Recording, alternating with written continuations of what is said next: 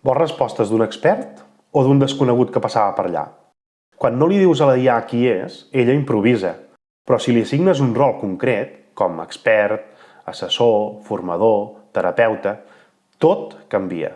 El llenguatge, el to, les prioritats i fins i tot el format. Mira això. Escriu-me una rutina d'exercicis.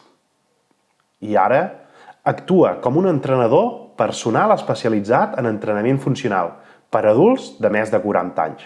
Escriu una rutina setmanal de 3 dies amb escalfament, força i estiraments. El primer sembla escrit per una aplicació. El segon, per un entrenador que et coneix de veritat.